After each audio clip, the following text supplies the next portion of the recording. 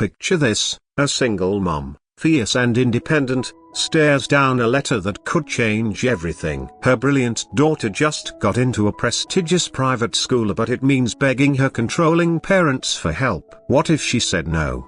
What if Rory Gilmore never left Stars Hollow High? The snowball starts rolling, and no one sees the avalanche coming. Buckle up, this alternate Gilmore Girls reality will have you rooting for justice like never before. If you've ever felt trapped by family expectations, underestimated by the people who should believe in you most, or just craved that sweet taste of proving everyone wrong, this story's for you. Hit that like button if you're team independence. Subscribe for more mind-bending what-if tales from Reddit that hit right in the feels, and let's dive into the emotional roller coaster of how one bold choice could have rewritten the entire Gilmore universe.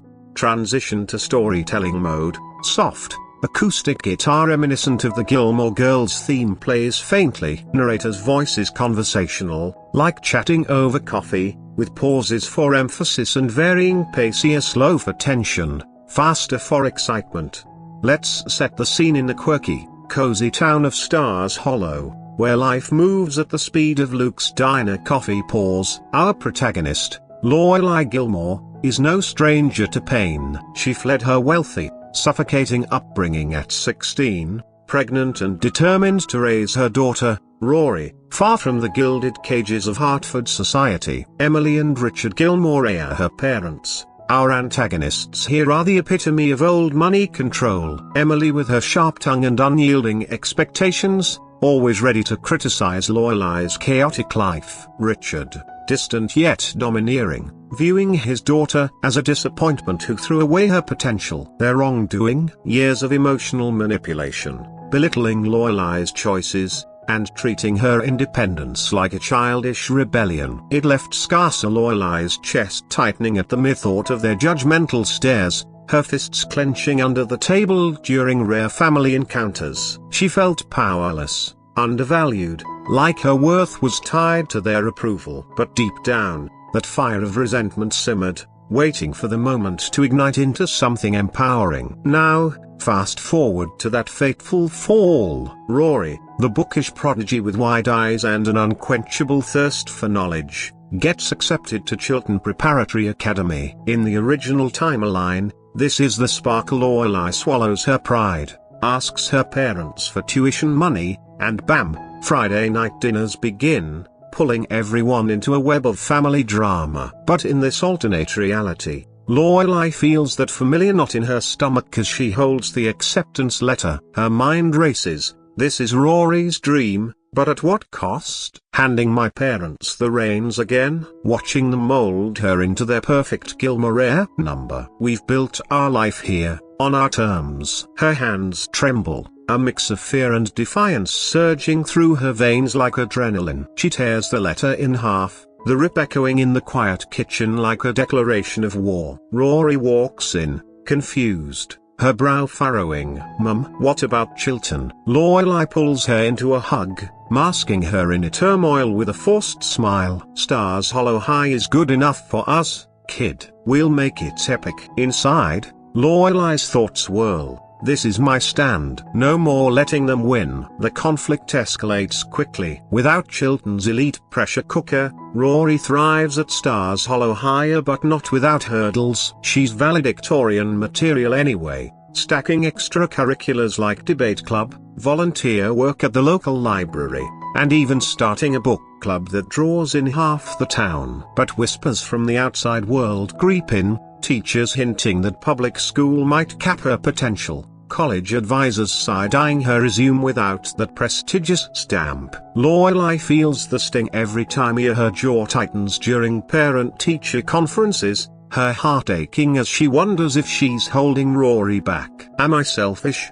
she thinks, pacing her living room at night, the weight of doubt pressing on her chest like a stone. Meanwhile, Emily and Richard loom in the background, their absence a double-edged sword. No forced dinners mean no weekly barbs, but Lorelai senses their disapproval from afar, as subtle digs in holiday cards, like "we hope Rory's education is adequate." It fuels her frustration, making every small victory feel like a quiet rebellion. Then comes the turning point, the termite infestation at their house. Wood crumbles, bills pile up, and Lorelai's independence cracks. In the show, this leads to more entanglement with her parents. Here, she hesitates, her fingers hovering over the phone. Calling them means surrender, she mutters to herself, sweat beading on her forehead despite the cool autumn air. But desperation wins as she dials Emily for loan help. The conversation is tense, Emily's voice dripping with condescension.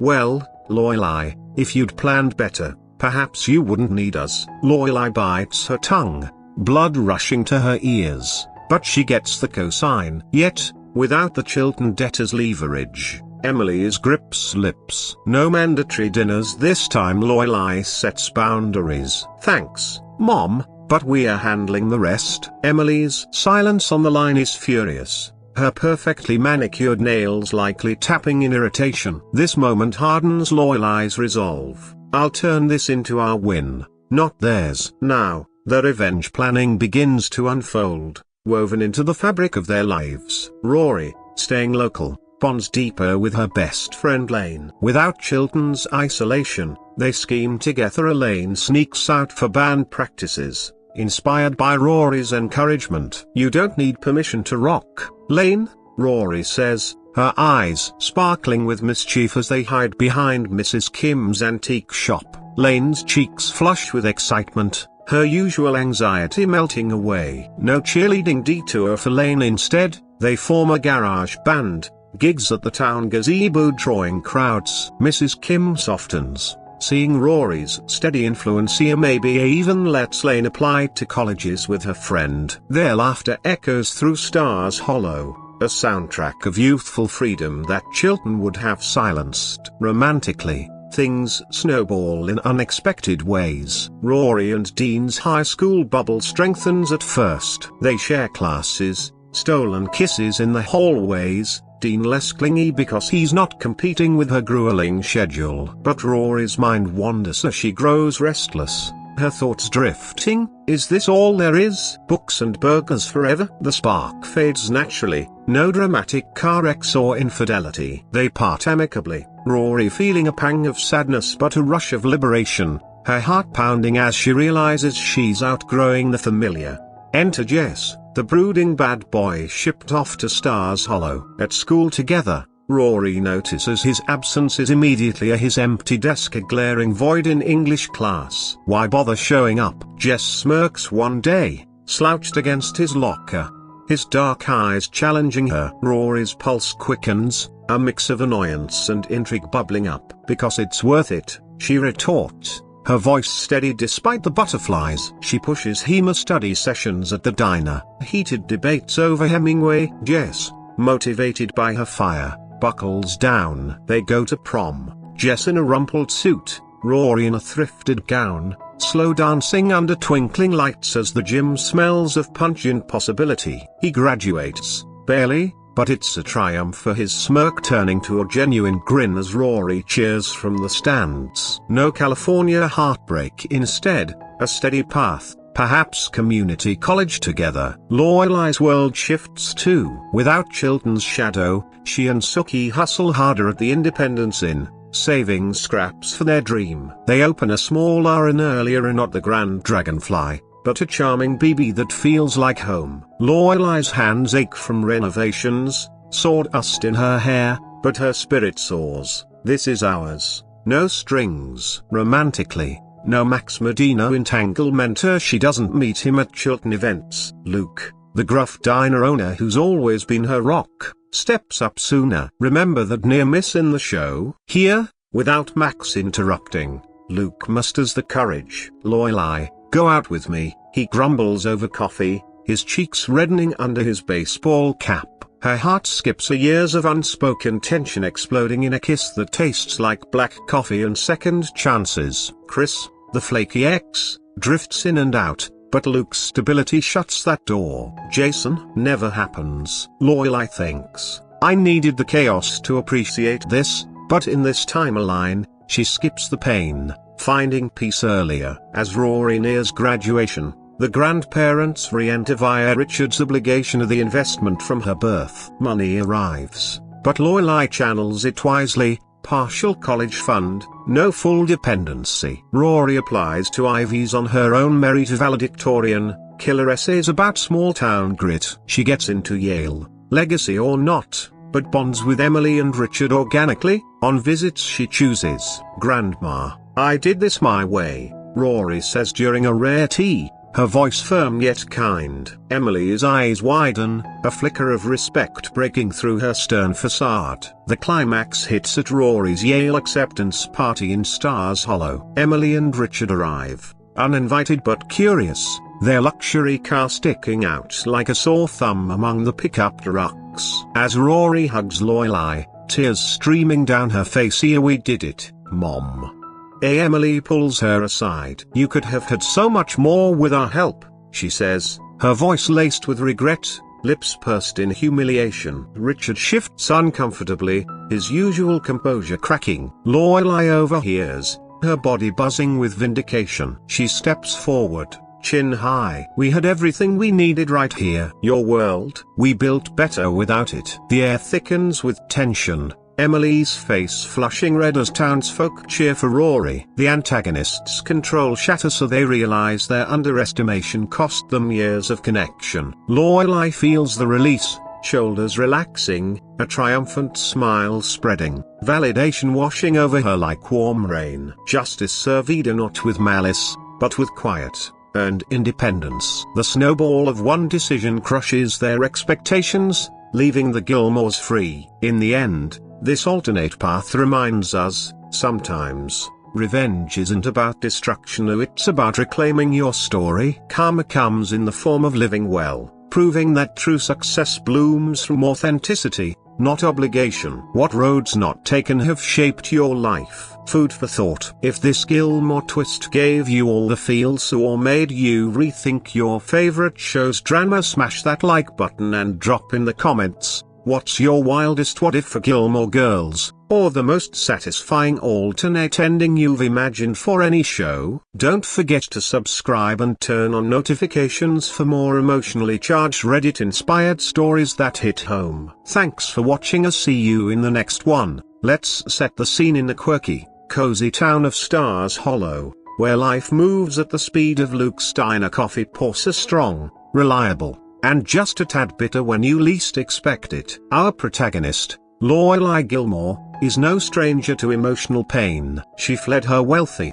suffocating upbringing at 16, pregnant with Rory and determined to carve out a life free from the gilded cages of Hartford society. The weight of that decision still lingers in her chest like a phantom ache, especially on quiet nights when memories creep in uninvited. Her parents, Emily and Richard Gilmore, our antagonists in this tale, are masters of subtle cruelty wrapped in elegance. Emily, with her perfectly coiffed hair and a voice that could cut glass, has spent years wielding disapproval like a weapon, her eyes narrowing in judgment whenever Lorelai's choices come up. "Darling, must you always rebel?"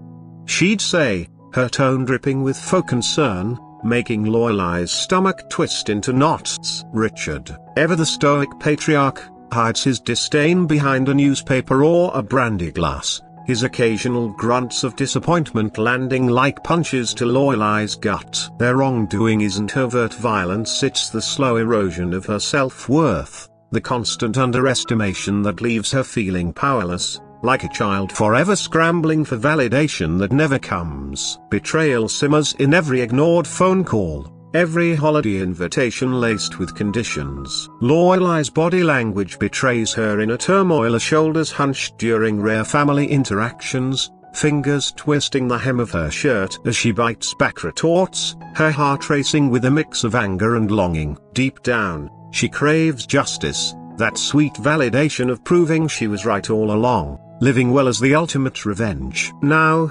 fast forward to that fateful fall rewatch moment, the pilot episode flickering on the screen as Lorelai sips her coffee, the steam curling up like unanswered questions. Rory, her brilliant daughter with a mind like a steel trap and eyes full of wonder, receives the acceptance letter to Chilton Preparatory Academy. In the original timeline, this is the catalyst. Lorelai swallows her pride, hat in hand, begging her parents for tuition money, which spirals into Friday night dinners and a lifetime of entangled strings. But in this alternate reality, sparked by the Reddit pondering, Lorelai feels that familiar surge of defiance. Her hands tremble slightly as she holds the crisp envelope, the paper crinkling under her fingers like a warning. Her mind races in a whirlwind of internal dialogue. This is Rory's shot at the stars, but what about the cost to us? Handing Emily and Richard the power to pull us back in, watching them shape her into their version of perfect, erasing everything we've built. We've thrived here in Stars Hollow, on Pop-Tarts and movie marathons, without their silver spoons. The kitchen light casts long shadows on the walls, mirroring the doubt clouding her thoughts. She takes a deep breath, the air tasting of cinnamon from the nearby bakery, and tears the letter in half with a deliberate rip that echoes through the room like a gunshot. Rory walks in just then, her backpack slung over one shoulder, her expression shifting from excitement to confusion as pieces fluttered to the floor. "Mum, what about Chilton? It's my dream." Lorelai pulls her into a fierce hug, the scent of Rory's shampoo grounding her, masking the storm inside. "Stars Hollow High is our dream, kiddo. We'll make it legendary. Extracurriculars, straight A's, the works. No one defines us but us." But inwardly, Lorelai's fears gnawed her. Am I clipping her wings, or setting her free? Her pulse quickens, a bead of sweat tracing down her back despite the cool evening breeze wafting through the open window. The conflict doesn't take long to escalate, building like a gathering storm over the town's gazebo. Without Chilton's rigorous demands pulling Rory away, she dives headfirst into Stars Hollow High, her natural intellect shining brighter in the familiar environment. She's on track to be valedictorian, her days filled with advanced classes where teachers praise her essays, her voice steady and confident during presentations. But she amps up the extracurriculars to compensate. No elite prep school name means she has to hustle harder. She joins the debate team, her arguments sharp and passionate, leaving opponents flustered as the audience claps in the stuffy auditorium. Volunteer hours at the local library stack up, the smell of old books clinging to her clothes as she organizes story hours for kids, her laughter mingling with their giggles. She even starts a journalism club, typing furiously on her laptop late into the night, the glow illuminating her determined face. Yet, the whispers start creeping in like unwelcome guests. Guidance counselors furrow their brows during meetings, saying things like, "Rory, you're exceptional, but public school might not open the same doors." College fair recruiters glance at her resume with polite smiles that don't reach their eyes, their words laced with condescension. Impressive, but Chilton would have given you that edge. Lorelai overhears one such conversation at a school event, her coffee cup nearly cracking in her grip as anger boils up, hot and unrelenting. "They're doubting her because of me," she thinks, her cheeks flushing, body rigid with frustration. At home, she paces the living room floorboards that creak under her steps, the sound amplifying her inner chaos. This is their legacy talking to Emily and Richard's world, where worth is measured in pedigrees. The injustice stings, a sharp pain in her chest, fueling her resentment toward her parents, who remain distant but omnipresent in their absence. Holiday cards arrive with subtle barbs. Emily's elegant script reading, "We trust Rory's education is progressing adequately in that town." Lorelai crumples them, her nails digging into her palms. The paper cuts a minor hurt compared to the emotional wounds reopening. Side characters feel the ripple effects too, their lives intertwining in ways that heighten the emotional stakes. Sookie, Lorelai's bubbly best friend and co-worker at the Independence Inn, notices the shift immediately. Without the Chilton tuition looming like a dark cloud, Lorelai throws herself into work with renewed vigor, her laughter echoing through the kitchen as they experiment with new recipes, flour dusting their aprons like snow. "Girl, you're on fire," Sookie exclaims, her eyes wide with excitement. chopping vegetables with rhythmic thuds. They start saving more aggressively for their dream in late-night brainstorming sessions filled with sketches on napkins, the scent of garlic and herbs wafting around them. No more waiting for the perfect moment, Lorelai declares, her voice firm, though her hands shake slightly with the weight of ambition. But the termite infestation hits like a plot twist, the house groaning under the invasion, wood particles sprinkling down like confetti from hell. Bills mount, and Lorelai's independence falters. She stares at the phone for hours, the receiver cold in her hand, her breathing shallow. Calling them means admitting defeat, she whispers to herself, tears pricking her eyes as memories flood back her teenage arguments. Slammed doors, the sting of rejection. Desperation wins. She dials Emily. The line crackles with tension, Emily's voice smooth but edged. Lorelai, if you'd managed your life better, perhaps this wouldn't be an issue. The words land like slaps, Lorelai's free hand clenching into a fist, knuckles white. She secures the lone cosign, but this time, without Chilton as bait, she draws lines in the sand. Thanks, Mom, but no dinners, no strings. We're fixing this our way. Emily's pauses pregnant with fury, her breathing audible, likely her lips pursing in that familiar way that signals defeat. Hanging up, Lorelai slumps against the wall, relief mixing with triumph, her body trembling as the adrenaline ebbs. This breaking point solidifies her resolve. I'll turn their help into our empire. Rory's world expands in unexpected, heartwarming directions, adding layers to the emotional tapestry. Staying at Stars Hollow High keeps her tethered to Lane, her rebellious best friend trapped under Mrs. Kim's strict regime. Without Chilton's isolation, their bond deepens into something unbreakable. They share classes, whispering secrets during lectures, Lane's eyes lighting up as Rory encourages her dreams. You can be more than what your mom plans, Rory says one afternoon in the school library, sunlight filtering through dusty windows, casting golden hues on stacked books. Lane's shoulders relax, a rare smile breaking through her usual guarded expression, her fingers drumming a silent rhythm on the table, a hint of the music bubbling inside. No cheerleading phase for Lane. Instead, inspired by Rory's push, she forms a secret band. They practice in the Kim's garage, guitars strumming softly to avoid detection, the air thick with the thrill of rebellion. Rory joins in on vocals sometimes, her voice tentative at first but growing bold, laughter erupting when they mess up chords. Mrs. Kim catches them once, her face stern, arms crossed, but Rory's polite defense. Mrs. Kim, Lane's talent is a gift that softens the blow. Over time, the strict matriarch eases, perhaps seeing Rory's influence as a steadying force, even allowing college applications together. If you're with Rory, maybe it's okay, she concedes, her voice gruff, handing over brochures with reluctant approval. The girls' dream beaker may be a state school where they room together, late nights studying amid rock posters and snack wrappers. Rory feels a swell of protectiveness, her heart aching for Lane's struggles, mirroring her own battles against expectations. Romantic entanglements add fuel to the emotional fire, escalating tensions in deliciously relatable ways. Rory and Dean's relationship, in this timeline, simmers in the high school bubble without Chilton's disruptions. They share lockers, notes passed in class with doodles that make Rory giggle, her cheeks warming. Dean's neediness fades because he's not left waiting. Instead,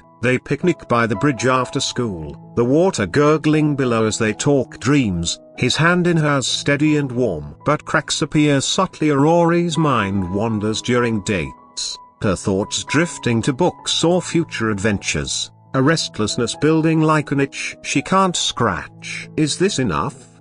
She wonders internally, staring at the stars above Stars Hollow, her body language shifting from affectionate leans to distant gazes. The fizzle comes naturally, no dramatic betrayals, a quiet conversation on the gazebo steps, tears in her eyes but resolve in her voice. We grew up together, but maybe we're growing apart. Dean nods, hurt flashing across his face, but understanding dawns, leaving Rory with a bittersweet ache, her chest tight as she walks home alone, the night air cool on her skin.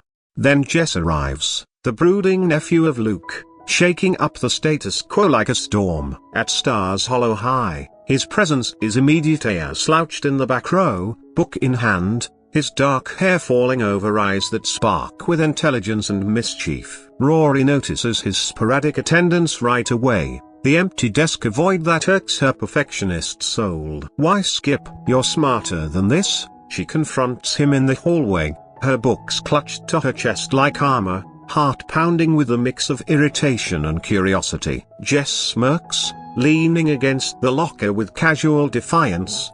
His voice low, "School's a cage, Gilmore. What's your excuse for loving it?" The banter ignites something. Debates spilling into after-school hangouts at the diner, coffee steaming between them as they argue Kerouac versus Hemingway. Rory's persistence pays off. She tutors him, their sessions charged with tension, a close proximity, accidental brushes of hands sending jolts through her. Jess opens up slowly, his tough exterior cracking, revealing vulnerabilities that make Rory's empathy surge. "You could graduate, go anywhere," she urges, her voice soft in the dim light of Luke's, the jukebox humming in the background. Motivated, Jess shows up more, his grades climbing, culminating in prom night. He arrives in a borrowed suit, rumpled but earnest, extending a hand, "Dance with the delinquent." Rory's gown swishes as they sway under disco lights, the gym smelling of sweat and perfume, her head on his shoulder feeling right. Graduation follows, Jess walking the stage to applause, his grin wide as Rory cheers, tears blurring her vision. No heartbreak exile, instead, they navigate young love with community college plans, walks by the lake where whispers turn intimate, building a foundation that feels earned. Lorelai's personal arc weaves through it all, her revenge plotting manifesting in quiet empowerments. Without Chilton events introducing Max Medina, that romantic detour vanishes. She doesn't cross paths with the charming teacher, sparing her the whirlwind engagement that crashed and burned. Instead, her focus sharpens on Luke, the gruff diner owner who's been her constant, his flannel shirts and backward cap a comforting sight. In the show, Max interrupts Luke's near confession here, nothing stands in the way. One rainy evening, as thunder rumbles outside, Luke sets down her coffee with unusual care, his hands lingering. "Lorelai, I've been meaning to go out with me, properly." His voice cracks slightly, face reddening under the diner's fluorescent lights. Lorelai's breath catches, years of unspoken flirtation flashing before her stolen glances, supportive shoulders during crises. "About time, Danes," she teases, but her kiss is fervent, tasting of coffee and rain, her body melting into his embrace. Chris, the flaky ex, pops in occasionally, his charm a familiar temptation, but Luke's solidity grounds her. "I don't need the drama anymore," she thinks during one of Chris's visits, her arms crossed, resolve stealing her spine. Jason Stiles never enters the picture, no business entanglements pulling her back to her parents' world. Professionally, she and Sookie accelerate their in dreams. They scout locations earlier, a quaint property on the town's edge, renovations filled with sweat and swear words. Hammers clang, paint fumes fill the air, Lorelai's muscles aching but her spirit soaring. This is revenge, a building without their blueprint. The BB opens modestly, rooms booked with locals and tourists, the scent of fresh linens and Sookie's pastries welcoming guests. Lorelai stands at the door on opening day, sun warming her face, a triumphant glow in her eyes. As college looms, the grandparents' influence creeps back via Richard's birth investment payout to a check arriving like an olive branch laced with expectations. Lorelai stares at it, fingers tracing the amount, her mind calculating, partial tuition, no full handover. Rory applies to Ivy's with her bolstered resume essays pouring out her soul, tales of small-town resilience that resonate. Acceptances roll in, Yale among them, legacy whispers helping but her merit shining. Bonds with Emily and Richard form on Rory's terms of voluntary visits to Hartford, teas where conversations turn genuine. "I chose my path, Grandma, Rory says over china cups clinking, her posture straight, voice unwavering. Emily's eyes soften momentarily, a crack in her armor, while Richard nods approvingly, his pipe smoke curling thoughtfully. The web of changes touches even more lives, amplifying the snowball effect. Sookie's confidence blooms, her culinary experiments boulder, leading to a local fame that draws investors without Gilmore strings. Lane's band gains traction, gigs beyond Stars Hollow, her freedom a testament to friendship's power. Jess finds purpose, perhaps writing his novel with Rory's edits, their partnership a quiet victory over his troubled past. Luke and Lorelai's relationship deepens, no major breakups, just steady growth, arguments resolved with humor, their banter the town's soundtrack.